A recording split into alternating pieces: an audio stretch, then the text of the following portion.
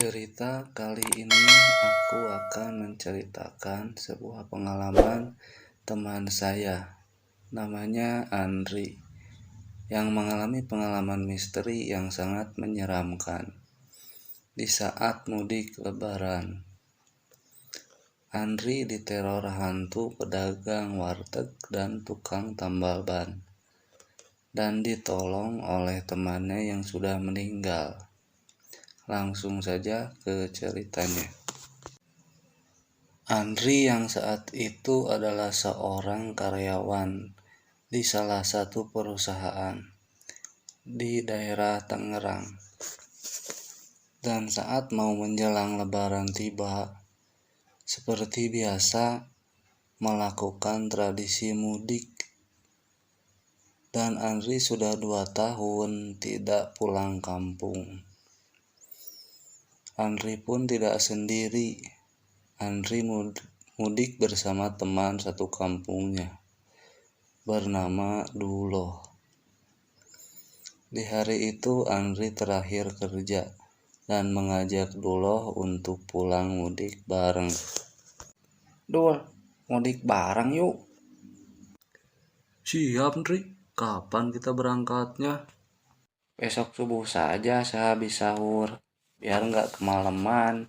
Pas lewat hutan angker itu, gue parno jir lewat hutan itu. Payah lu, Ndri, dasar penakut. Gue bukan takut, bro, tetapi malu. Gue tiba-tiba ingat keluarga di rumah. Ada apa ya?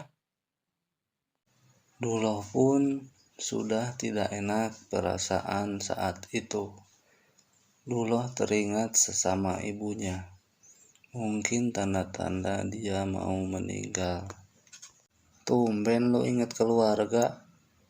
Biasanya juga nggak ingat sama sekali. Sudah berapa tahun lo nggak pulang, bro? Sudah 5 tahun, bro. Gue nggak pulang, nggak ketemu keluarga di kampung. Hari pun mulai berganti, dan mereka bersiap-siap untuk mudik. Bro, nanti setelah sholat subuh kita OTW ya. Saat itu Andri dan Duloh pun berangkat. Saat di perjalanan pun biasa-biasa saja, normal seperti biasa.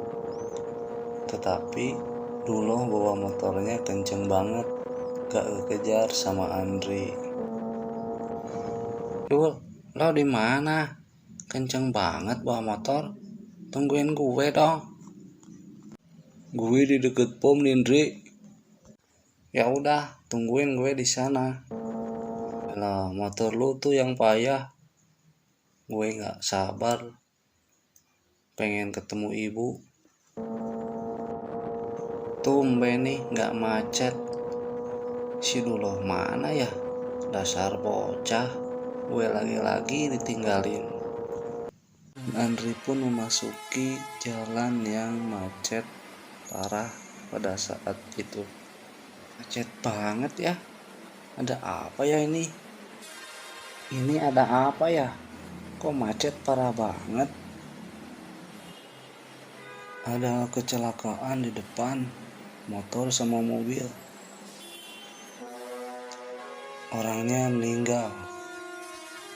Andri pun saat itu tidak berpikiran bahwa yang kecelakaan itu adalah Duloh. Dan saat itu lalu lintas terhenti sejenak karena sedang dievakuasi oleh pihak kepolisian.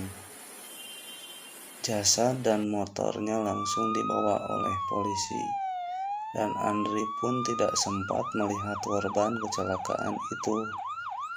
Karena macet terlalu lama, tak terasa waktu mau maghrib. Andri pun beristirahat dan mencari warung untuk berbuka puasa, sambil mau menelpon si Duloh.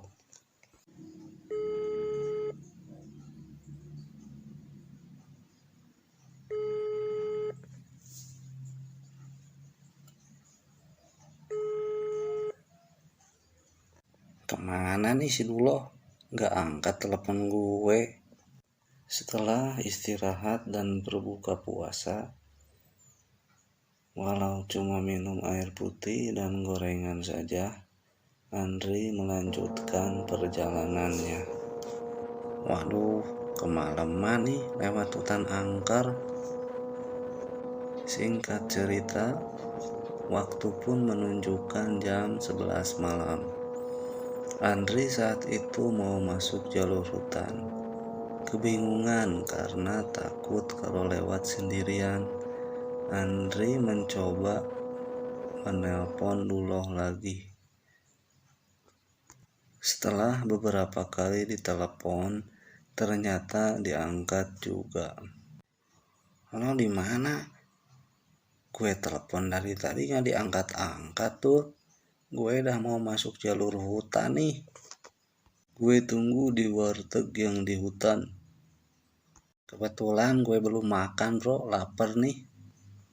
Andri pun bergegas dengan perasaan senang karena ada Duloh di sana. Belum sempat ketemu Duloh, ban motor Andri pun pecah. Waduh, ban gue bocor nih. Suwe banget. Cari tukang tambal di mana ya jam segini?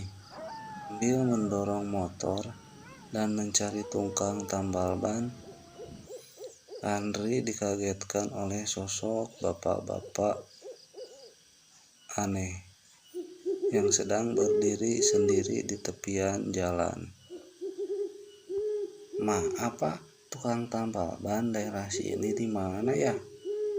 Bapak itu tidak menjawab pertanyaan Andri, cuma menunjukkan tempat tukang tambal ban. Iya Pak, terima kasih. Kok aneh ya bapak-bapak itu? Dan perasaan Andri mulai merasakan tidak enak. Setelah kurang lebih 1 kilometer dorong motor, ketemulah tukang tambal ban, posisinya pas belokan. Alhamdulillah, ada juga tukang tambal ban. Pak, mau nambal Pak. Tukang tambal ban itu memasang wajah yang dingin dan tidak merespon. Cuma saja dia langsung menambal ban motor Andri. Andri kembali menelpon Duloh. Duh, di mana lo? Ban motor gue pecah nih. Ini lagi ditambal dulu. Dan Andri pun melihat ada warteg dan tidak jauh dari tempat ia menambal ban. Andri pun bergegas menuju warteg itu. Dan saat itu keanehan pun terjadi. Warungnya yang nampak sepi dan di dalamnya pun tidak ada makanan. Bu, saya mau makan Bu. Andri pun terus memanggil ibu-ibu warteg itu yang nampak sedang ada di dapur warteg. Wah, setan. Andri pun lari keluar dapur dan saat itu pintu warteg pun tertutup dengan sendirinya. Jelek. Andri yang saat itu panik, Andri langsung mendobrak pintu itu dan pintu pun hancur. Dan Andri langsung lari ke tukang tambal ban. Tolong Pak, tolong, di sana ada setan Pak. Apa deh? Juga setan. Andri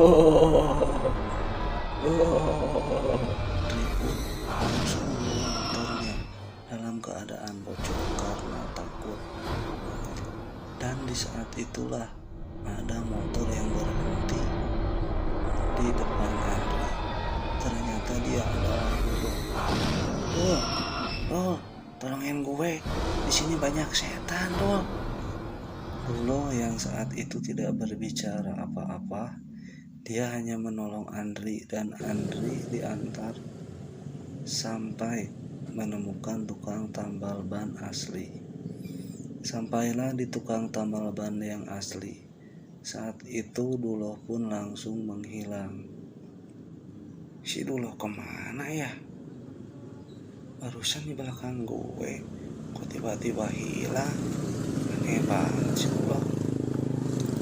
Iya Kang, mau kemana jam segini masih di sini Kang? Mau mudik Pak. Tadi bersama teman saya, tapi barusan ngilang tidak tahu kemana. Dan Andri pun menceritakan kejadian seram yang barusan dialami oleh dirinya. Tukang tambal pun menceritakan bahwa kemarin ada kecelakaan mobil yang remnya blong dan menabrak warteg bersama tukang tambal ban, dan semua tewas begitu saja di tempat. Pantasan barusan saya diganggu hantunya Pak. Setelah ban motor Andri selesai ditambal, Andri pun melanjutkan perjalanannya dan sampailah ke kampung halamannya. Saat itu di kampung terlihat ramai dan ada bendera kuning di depan rumah si Duloh. Andri pun langsung ke rumah Duloh. Maaf Pak, siapa ya yang meninggal? Ini si Duloh tadi kecelakaan pas perjalanan mau pulang ke rumah. Andri pun langsung pingsan dan Andri ditolong oleh warga. Setelah Andri siuman, Andri menceritakan semua kejadian itu kepada keluarga Duloh.